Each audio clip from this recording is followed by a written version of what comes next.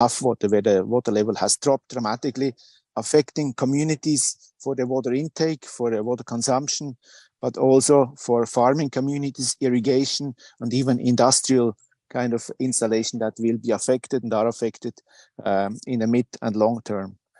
What is also striking is we are here right at the front line.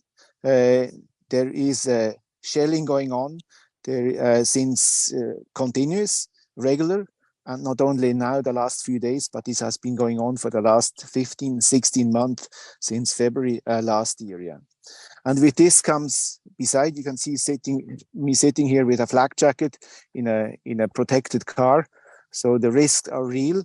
And what comes in addition to that is the risk of mines. Mines were along this front line on both sides of the rivers. And these mines now, with this water flow, are kind of washed down, are pushed away, and posing a new danger, a new threat to many communities and people along in this region here. So what has happened is the Ukrainian Red Cross, they have responded from day one with their volunteers on the ground, helping with evacuation of people, providing first type of assistance, just very basics, and being there as such. We have supporting the URCS for not only now, but we have been working with them for years, helping them to build up their capacities precisely for situations we are facing here now. Yeah. So there's a tight relationship between URCS and us, and that comes to the fore now. In terms of visibility, obviously, now it's the URCS more on the forefront, and we are more on the back, helping and supporting for this first response. Yeah. But what is next is very important. We have been engaged with authorities at the national level, but here also at the local level, to look at who is doing what, how we respond best. And I just come out of a coordination meeting now, where it's hugely important that we not all run helter-skelters and try to do whatever we think is best. It is hugely important in such a complex and big setting to have proper coordination mechanisms in place. Yeah. So that came to the fourth once again. Yeah. Concretely, we have been supplying also materials such as water pumps, large-scale pumps, equipment for clean water provisions, storage tanks, jerry cans, and also we are in the process of providing chemicals for the water treatment plants here in Kherson to make sure the quality of water and people still have access to water in the days to come. But we also have to look forward now, what is next, especially what I said on upstream, what people need most. And there we are now in the process of assessing and planning for the future. And just also to say that we are ready to intervene on both sides of this river. So far we have responded here on the right side, and we have offered our support and help on the other side as well. We have made concrete requests. Yeah. And maybe just to finish about this frontline situation, last night, when I came to the region here, I spoke to one of the leaders from URCS, an emergency response team leader, who told me that they were working on a spot here yesterday, and half an hour after they left with their teams, the place was shelled. Yeah. So this is really a constant danger here, and this is a frontline situation, which makes our neutral and independent humanitarian work even more relevant. Thank you. I will stop here.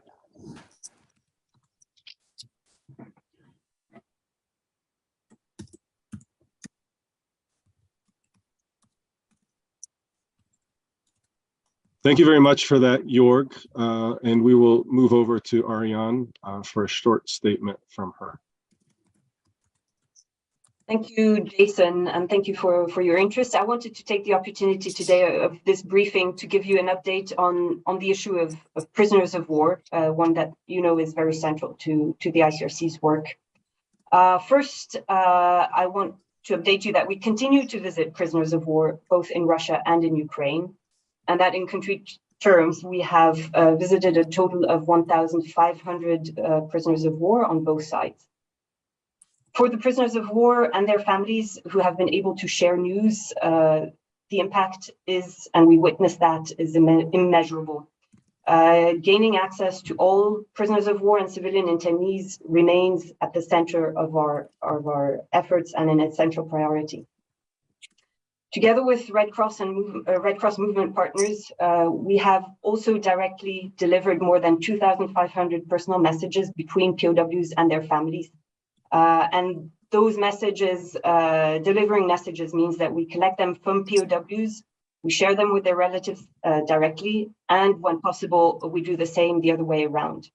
And this is actually what we were able to do very recently, as I was told by one of our colleagues in Moscow. When we were able to visit a first day prisoners of war, our teams collected messages there from the people we saw. The same evening, they were able to share the messages with the prisoners' relatives. And actually, they were able to collect answers at that same time. And as they returned to the place of detention on the next day, they were able to deliver the answer directly to the prisoner of war. This was the first time that we were able to have so many people that we contacted hear about the fate of their sons, fathers, and brothers. Now, a concrete story, it was already quite late actually when our team came out and was able to make one of the last phone calls to one of the families, and they were actually celebrating a boy's birthday. This little boy had not heard anything about his father for the last 9 months, and his birthday wish that his father would get in touch with him was to come true. So now this little boy knows that his father is alive, and this is really a very concrete impact of our work to be able to visit prisoners of war. We believe that this is also how humanity can be preserved, even in situations of conflict. And this is the crucial work that we do to alleviate the suffering of prisoners of war and families on all sides. Anecdotes such as the one I just shared are, of course, the best reward an ICRC staffer can get, and we hope that what it generates for families is also important to them. We, however, know also that much more is needed, and our teams have been relentless in their efforts to obtain access to all prisoners of war and civilian detainees. When our teams are able to visit, in addition to checking on the conditions of detention, we have in some cases been able to bring also material assistance, such as books, clothing, hygiene items, and personal necessities like eyeglasses, in addition to the much longed for news from home. We understand also that our discrete approach can sometimes seem out of sync with the realities of today's information space, but we want to emphasize that while accessing POWs during an active international armed conflict can prove particularly complex, and this mission remains at the core of our work and at the center of our attention. Neutrality and trust remain essential to meet those objectives, and they can't be disassociated one from another. Remaining neutral means that we stick to our principles, the very principles that help us help people who need our support. And remaining neutral shows that we care for the mandate that we were given by states, by the signatories of the Geneva Conventions, and for the possibilities this mandate gives us every day to help people affected in this international armed conflict. Thanks, Jason, back to you. Thank you for that, Ariane. Thank you both for those opening statements. And yes, we will now take questions. So if you could raise your hand to ask a question, we'll just go one by one. And Imogen, I saw you signaled first, but I would like to start with Laurent because I think that he might have to move on to the Swiss president. So Laurent, could you step in and ask your question, please?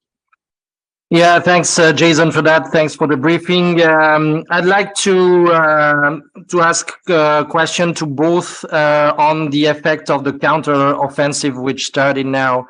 First to Jörg. Yeah, I know with the flooding, the counter-offensive is not necessarily in that area right now, but do you fear that the counter-offensive might have an impact on the support you'll be able to give? And then to Ariane Bauer, do you have any indication that the pace of the visits to the prisoners of war might be reduced with the counter-offensive? Thank you. Jörg, let's start with you. Your video is off. If you're able to turn your video back on, please do. But if not, just go ahead and answer. please. Okay, just let me speak like that, maybe, because it gives me a bit more freedom here. Yeah, to answer that question, this is not really related from our perspective as humanitarians. Of course, we are monitoring and following closely what's going on the military front. That's relevant for our security, relevant for our positioning.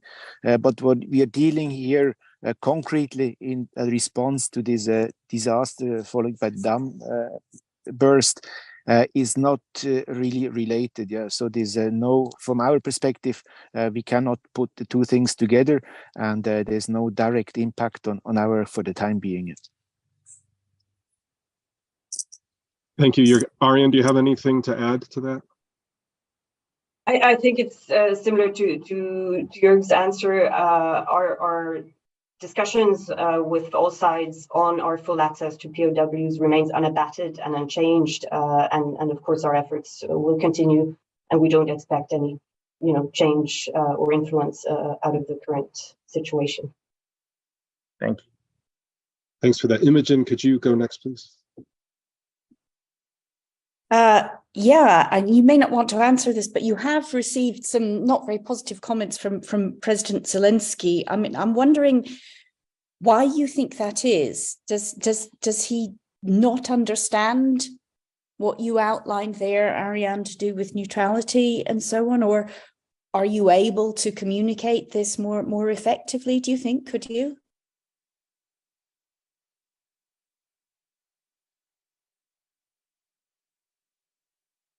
Do you want me to take that one, Jason?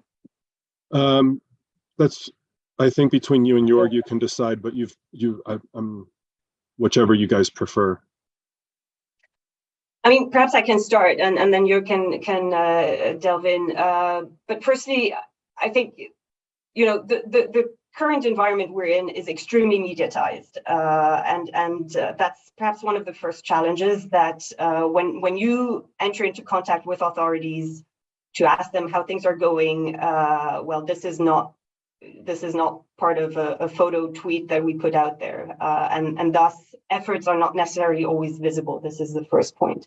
The second point on neutrality, look, I think we've seen neutrality being under strain and misunderstood in this conflict, in many others, but perhaps in this one more than in others. And it's important for us to explain over and again the fact that for us, neutrality is not a moral position. Neutrality is not a moral position.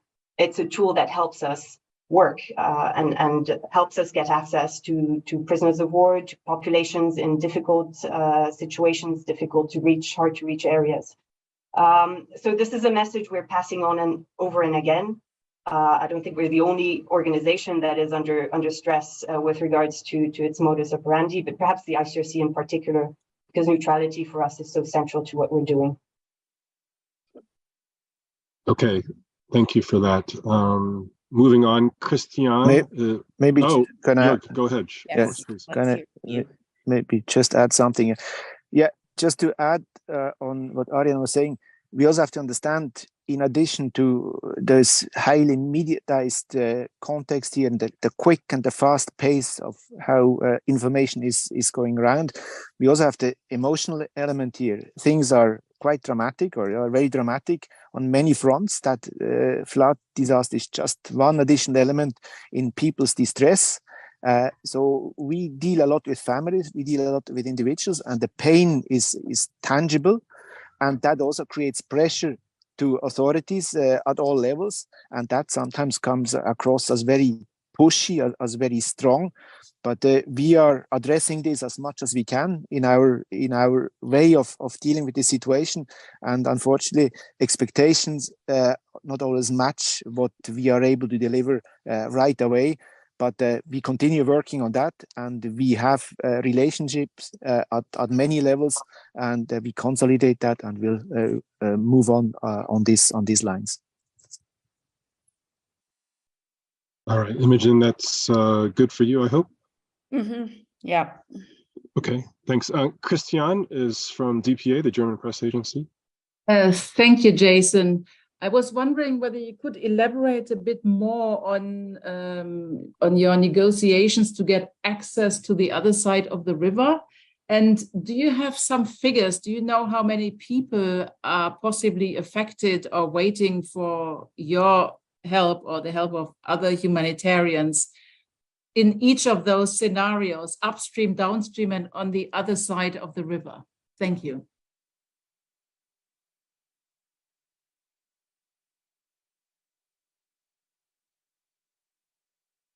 Jorg, that is a question probably for you. Yeah, there you go. Okay. Yeah, well, at this point with figures, I think if you want figures, our media team can provide you with some detailed figures at a later stage, because again, I'm improvising here a bit and I don't have everything on my fingertips as such.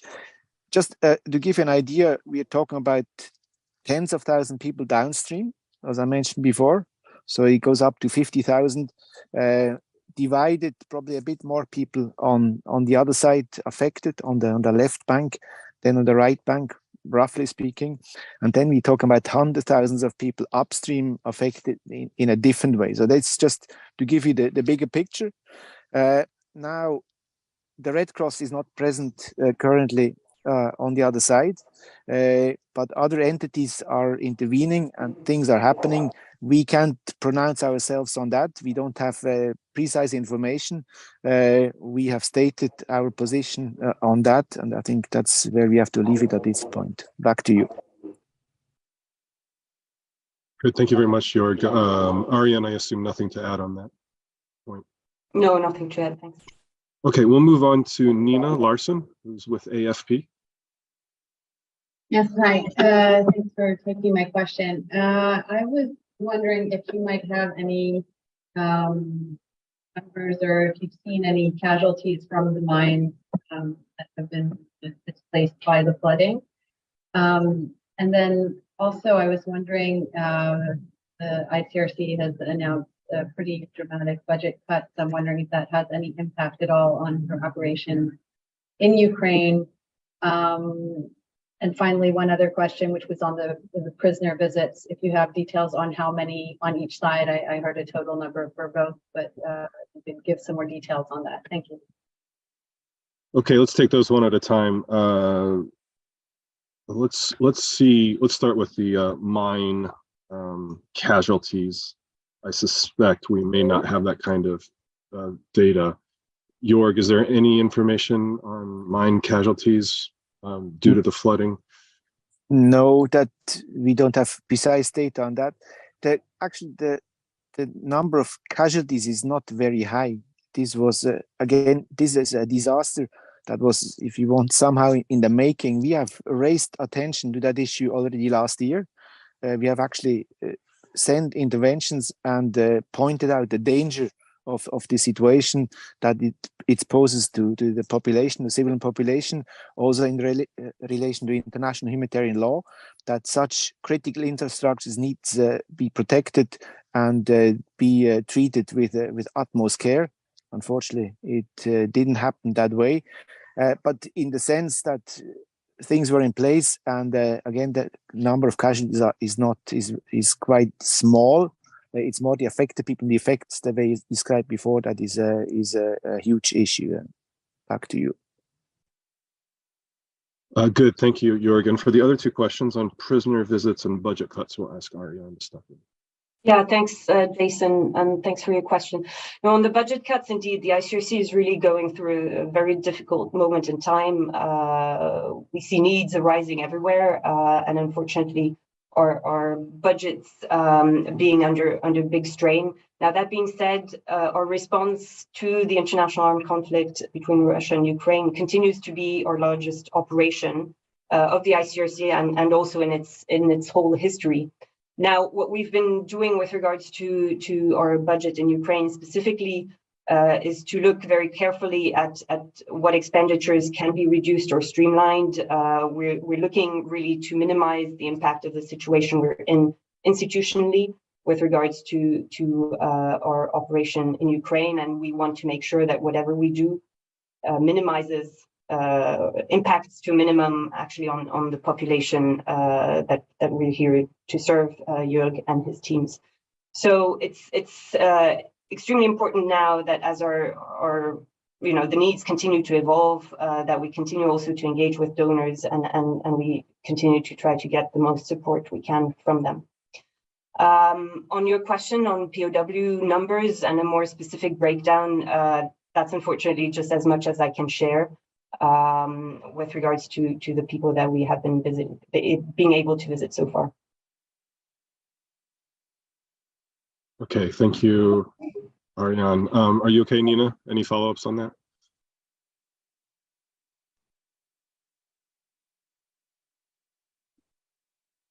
No. Then I'm going to read out a question from FA, the Spanish news agency. How is it going? How is the ICRC engagement with Ukrainian authorities going in the flooded area? Obviously, one for you, Jorg. Are you able to work with them and assist them? I ask this because I believe President Zelensky has made some criticism recently towards your organization concerning lack of activity in the disaster zone. So there's a little bit of a repetition from something you've already addressed, but also the idea of what is your engagement like with Ukrainian authorities in the flood zone?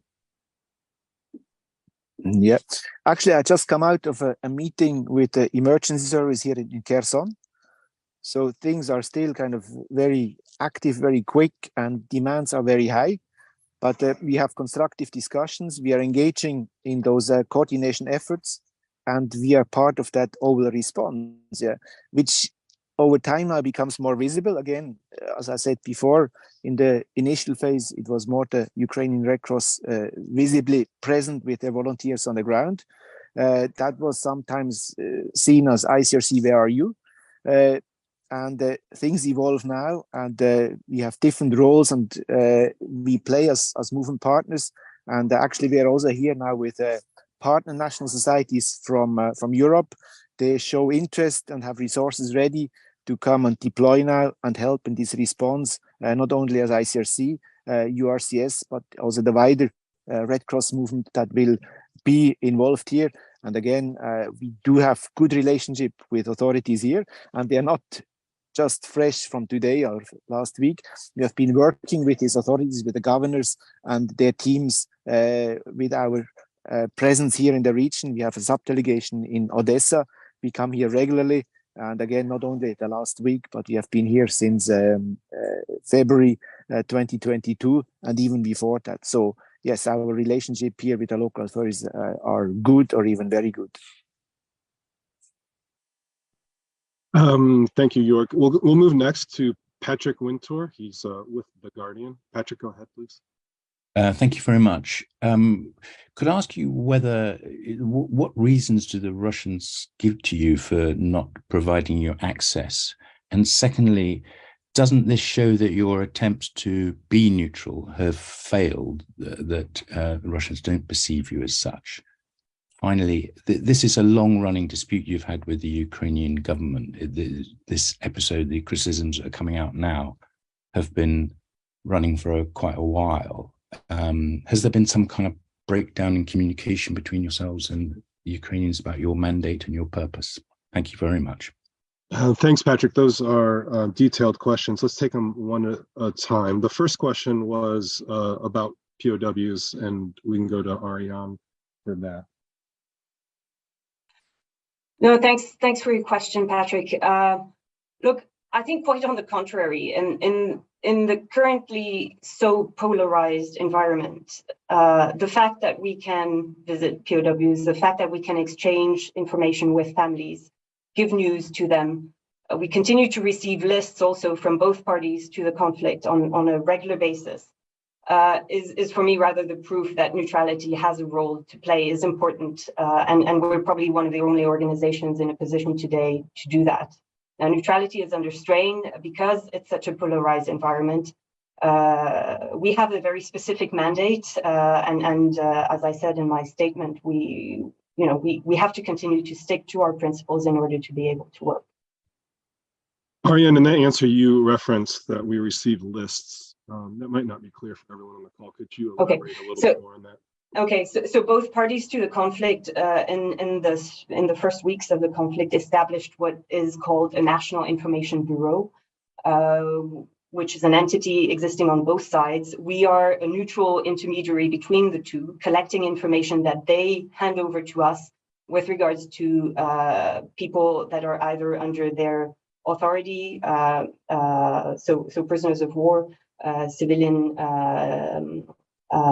detainees, or also people who have gone missing. And this is information that we work on and with on a daily basis in order to, on the one hand side, engage with the parties, but also be able to provide information to families. The second question, Patrick, was, I think that you said that a lack of access indicates that our neutrality is not working, or that the Russian government doesn't see us as such. If that's a good summary of your question, Arjen, if you could address that. Yeah. Look, you know, access is always a very difficult negotiation. And I think in particular in those territories where security is extremely volatile, it is a particularly complex discussion, and physical access is indeed simply very complicated. So, you know, there again, I think we're able to have those conversations to get feedback. I cannot dive more into details here. Of course, you will understand. But I can assure you that those discussions are taking place and are extremely important for us. And of course, as you said, Arjen, the issue of, it's not that we do not have access in Russia. As Arjen has already said, we do have access in Russia to prisoners of war.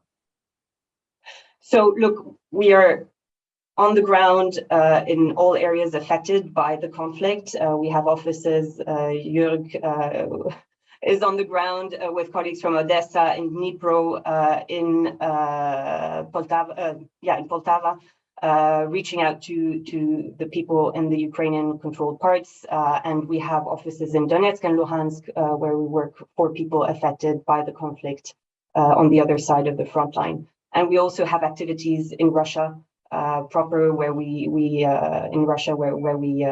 engage for the benefit of people who fled the conflict in Ukraine. And Patrick, if I'm summarizing your questions correctly, the last point was a breakdown in communication, and I think that was with the Russian government. If Arjen, you want to address that. I think that was meant on the Ukrainian side, no? Oh, was it? With regards to the criticism. Is that right, Patrick? Yes, I meant more that there's a long-running disagreement or dispute between yourselves and the Ukrainian government, not the Russian government. I mean, that's just my perception, but tell me if I'm wrong. I think the important point here is that we're able to continue to work on the ground, and the fact that Jörg is engaging with all the local entities on the ground is a proof thereof. What is important for us is that we continue to engage for the people in need. We see those huge needs now after those devastating floods.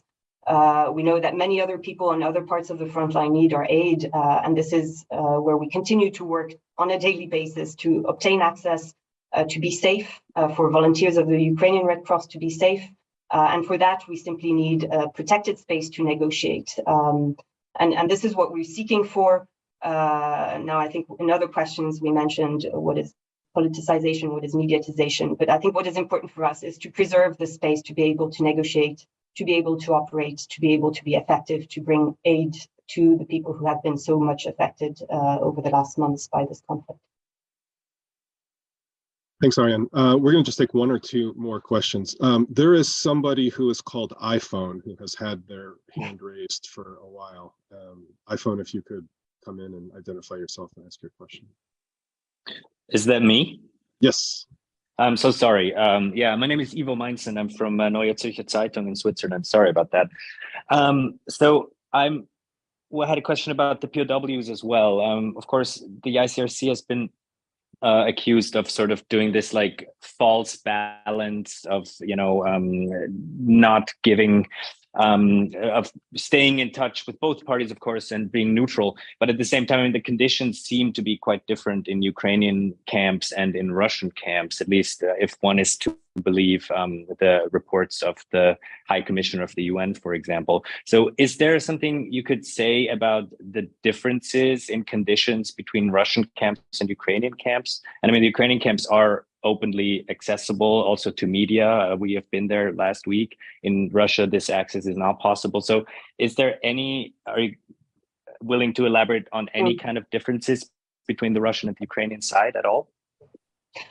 I will not be able to elaborate on the conditions of detention. This is really something that is part of our essential modalities with regards to our detention work, meaning that what we do, what we observe in places of detention is really shared confidentially and bilaterally with the respective authorities.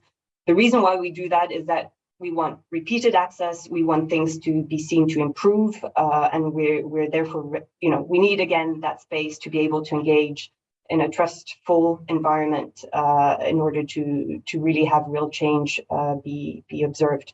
Now, what I can perhaps say is something that we ourselves saw also in the media of POWs returning, was that once the ICRC had visited them and had engaged with authorities, they saw the conditions of detention significantly improve.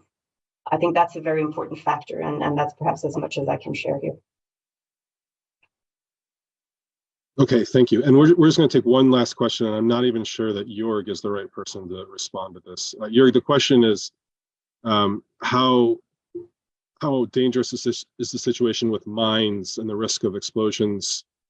How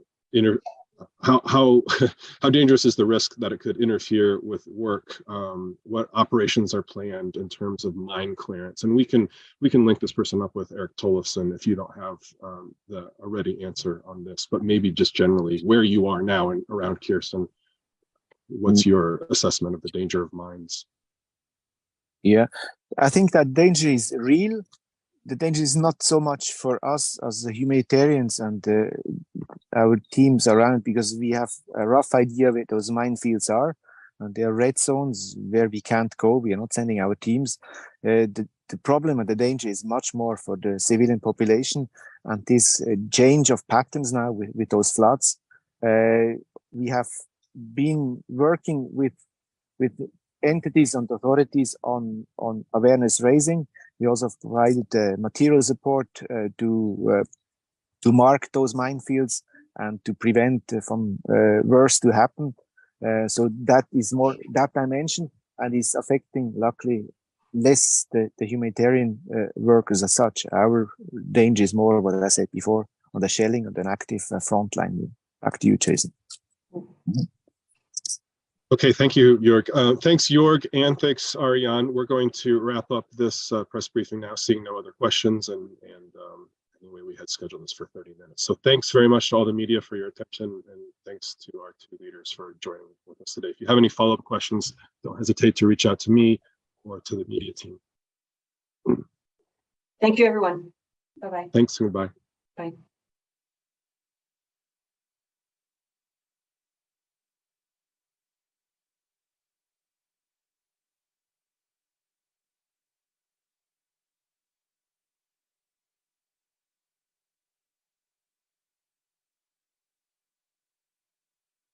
Recording stopped.